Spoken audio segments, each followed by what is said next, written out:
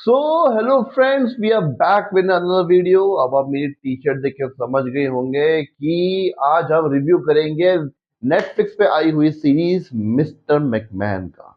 तो रेसलिंग के तो हम सब लोग ही बहुत बड़े फैन रह चुके हैं। जब हम लोग छोटे थे हर तरह की रेसलिंग हम लोग देखते थे, स्मैकडाउन, रॉ, ईसीडब्ल्यू, एनएक्सटी। उसमें कितने कितने रेसलर्स थे, Shawn Michaels, Undertaker, Rock, Triple H.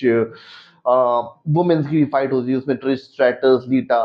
तो हमारा बचपन ये डब्ल्यू डब्ल्यू ई की वजह से बहुत बेहतरीन और बहुत ही अच्छा बीता। हमने स्कूल में भी दो तीन को तोड़ा है डब्ल्यू डब्ल्यू के नाम पे। भाई मैं तेरे पे अभी चौक स्लैम देता हूँ, भाई मैं अभी तेरे पे एक आरकेओ लगाता हूँ, भाई भाई भाई भाई भाई। और ऐसे करके हम अपने दोस्त लोगों को बहुत फोड़ा है। तो इसमें इसको रिव्यू कर देंगे करेंगे हम इस वेब सीरीज को। तो इसमें मैंने एक चीज देखी है, ये जो विंसेंट केनेडी मैकमहन का जो कैरेक्टर है उस पे हम थोड़ा सा बात करेंगे। तो उसमें उस नेटफ्लिक्स की सीरीज में ये पूछा गया है बाकी रेसलर्स से कि जो विंसेंट केनेडी मैकमहन का जो कैरेक्टर दिखाते थे, इतना एग्रेसिव, इतना ऐसे खतरनाक सा बॉस, क्या वो सच में ऐसे थे? तो रेसलर्स का जवाब था बिल्कुल हाँ, वो बिल्कुल वैसे के वैसे ही थे। तो एक टाइम था जब ये रेसलिंग जब शुरू हुई थी एट दैट टाइम। तो उस पे उस टाइम काफी चीजें थी। उस टाइम पे प्रीमियम बॉक्सिंग थी, ठीक है, माइक टाइसन वगैरह की, और बेसबॉल था, ठीक है, और भी काफी सारे स्पोर्ट्स थे बहुत। तो उन स्पोर्ट्स को छोड़ के ये जो रेसलिंग थी ये इतनी ज्यादा फेमस कैसे हो गई? इस बारे में आज हम बात करेंगे कि विंसेंट केनेडी मैकमैन से हम क्या क्या सीख सकते हैं as an entrepreneur, as an owner, as a businessman, as a visionary. सबसे पहले जो मैंने विंसेंट केनेडी मैकमैन में जब बात देखी, मैंने जो पूरी वेब सीरीज देखी, उसमें मैंने ये चीज देखी कि अगर आपको फेमस होना है, सक्सेसफुल होना है, तो एक चीज आपको करनी पड़ेगी, और वो है बेशरम हो जाओ। बेशर्मी इन अ पॉजिटिव मैनर। मतलब आप अगर कोई भी चीज कर रहे हो तो बेशर्म होके करो। ये मत सोचिए कि इस लोग क्या कहेंगे इसके बारे में। ये विंसेंट कैनेडी मैकमैन में था। मतलब उनकी जो स्क्रिप्ट थी डब्ल्यू डब्ल्यू ई की, वो इतनी कभी कभी गिरी हुई थी कि उसने अपने फैमिली पे भी, फैमिली को भी की इज्जत भी दाव पे लगाई है। कुछ ऐसे मैचेस किए जिसमें वो अपनी खुद की बेटी के साथ रेसलिंग कर रहा है, अपने बेटे को मार रहा है, एक ऐसा दिखा रहा है कि मेरा किसी और लेडी से अफेयर है, वो अपनी वाइफ के सामने। इवन अपनी बेटी के कैरेक्टर पे भी उसने for the sake of W W business उसने बहुत सारी स्टोरी लाइंस लिखी है जो उसकी बेटी के कैरेक्टर को भी हिट करता है। तो ये सब अगर एक नजरिए से देखा जाए तो गलत है, लेकिन एक नजरिए से देखा जाए as a visionary it's a masterpiece.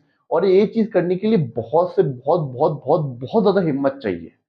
तो नंबर वन पॉइंट ये है कि if you want to do something crazy, if you want to do something very very different और वेरी वेरी यूनिक, तब आपको बेशर्म होने की बहुत जरूरत है। ये एक सबसे बड़ा चीज जो है मैंने विंसेंट कैनेडी मैकमैन से सीखा कि बेशर्म हो जाओ। लोग क्या सोच रहे हैं, भाड़ में जाओ, टेक द रिस्क।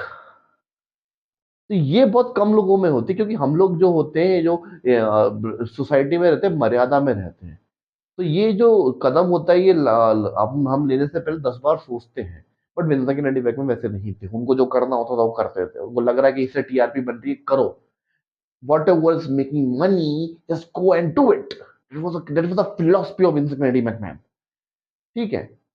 और क्योंकि आजकल देख भी रहे हैं, क्योंकि जिस तरह की सोशल मीडिया पे चीजें हो रही हैं, लोग ज्यादा सोच नहीं रहे हैं, अपना कंटेंट डालने से पहले डाल दे रहे हैं। Number two, risk take. Vincent Kennedy McMahon ने बहुत रिस्क ली।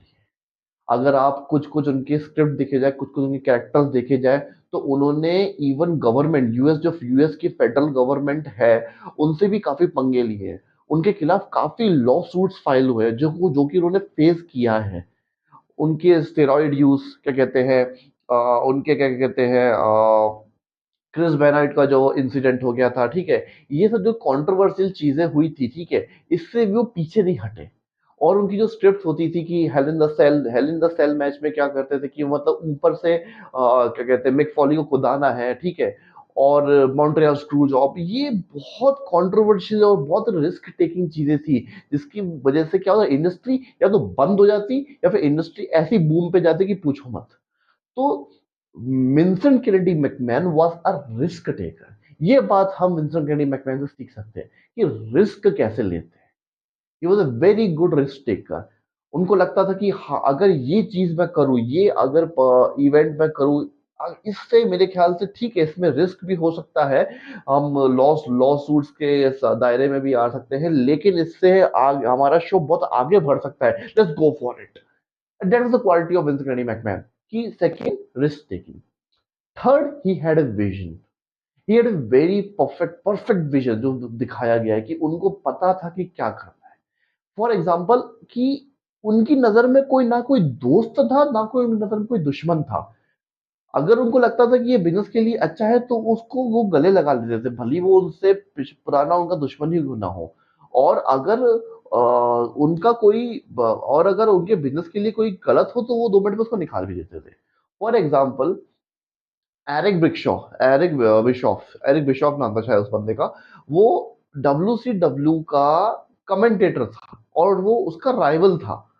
और for the sake of business, जब विंसेंट मैकमैन ने WCW को खरीद लिया तो उस एरिक बिशॉफ को मंडे नाइट रॉ का इंचार्ज बना दिया, जनरल मैनेजर बना दिया। मतलब एक टाइम पे ऐसा भी हुआ था कि सेबल करके एक रेसलर थी, उन्होंने उसने WWE पे लॉ सूट फाइल किया था, एलिगेशंस लगाए थे। कुछ टाइम बाद उन्होंने उसको एक प्रोग्राम में ले लिया। हल्क होगन जो था, मतलब उनका बहुत करीबी था, WCW में चला गया, मतलब उनके राइवल गैंग में चला गया, राइवल ऑर्गेनाइजेशन में चला गया। लेकिन जब विंसेंट मैकमैन को लगा कि इनके इसके आने से मेरे TRP बढ़ेगी, तो वापस बुला के गले लगा लिया। मतलब उनके दिमाग में कोई दोस्त या दुश्मन नहीं था, दोस्ती या दुश्मनी उनकी डिक्शनरी में नहीं थी। उनके डिक्शनरी में थे फायदा। अगर इससे दोस्ती करके इससे दोस्ती करके मुझे फायदा है तो मैं इससे दोस्ती कर लूंगा, दुश्मनी करके फायदा तो दुश्मनी कर लूंगा।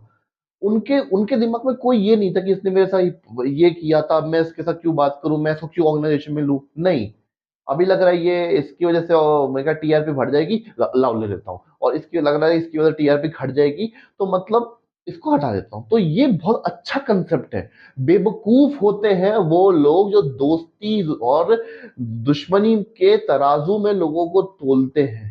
राजनीति वो कहती है कि ना दोस्त देखो ना दुश्मन देखो, बस तराजू में सिर्फ फायदा देखो। ना दोस्ती की, ना अच्छाई बुराई और दोस्ती यारी इन सब में मत फंसो। ये देखो कि मतलब फायदा किससे मिल रहा है।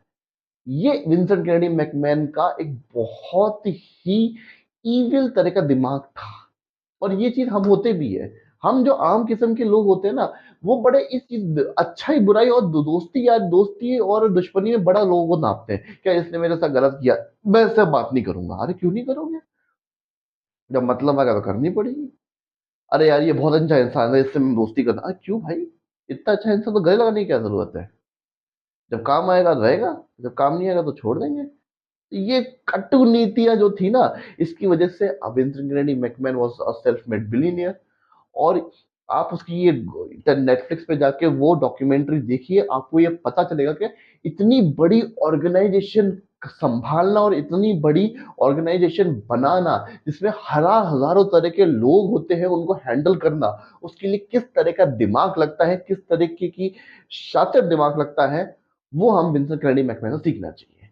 तो ये इस वीडियो का यही पर्सपेक्टिव था कि अगर आप भी फ्यूचर में जाके किसी ऑर्गेनाइजेशन को हेड कर रहे हैं, किसी कंपनी को हेड कर रहे हैं, तो आप में कौन कौन सी स्किल होनी चाहिए।